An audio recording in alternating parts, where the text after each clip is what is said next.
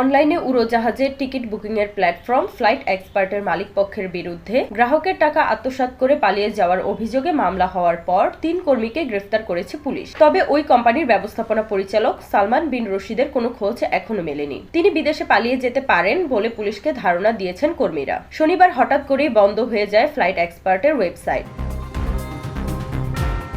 সেই সঙ্গে কোম্পানির এমডি সালমানের দেশ ত্যাগের গুঞ্জন ছড়িয়ে পড়ে। ওই খবর প্রচার হওয়ার পর কোম্পানির গ্রাহক, টিকিট বিক্রেতা, এজেন্সি মালিক যারা অগ্রিম টিকিট বুকিং এর জন্য অর্থ পরিশোধ করেছিলেন তারা শনিবার দিনভর মতিঝিল ফ্লাইট এক্সপার্টের কার্যালয়ে ভিড় করেন। পরে রাতে ফ্লাইট এক্সপার্টের বিরুদ্ধে মতিঝিল থানায় মামলা করেন সরকার ট্যুরস অ্যান্ড ট্রাভেলসের মালিক বিপুল সরকার।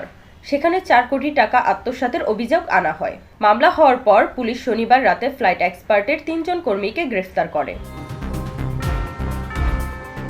তারা হলেন কোম্পানির head of finance Sakib Hossain বয়স 32, chief commercial officer Saeed Ahmed বয়স 40 ও chief operating officer AKM Sadat Hossain বয়স 32। মতিঝিল থানার ভারপ্রাপ্ত কর্মকর্তা ওসি মিসবান উদ্দিন জানান, বিপুল সরকার নামে এক গ্রাহক গতকাল শনিবার রাতে মতিঝিল থানায় মামলাটি করেন। এতে 5 জনকে আসামি করা হয়েছে।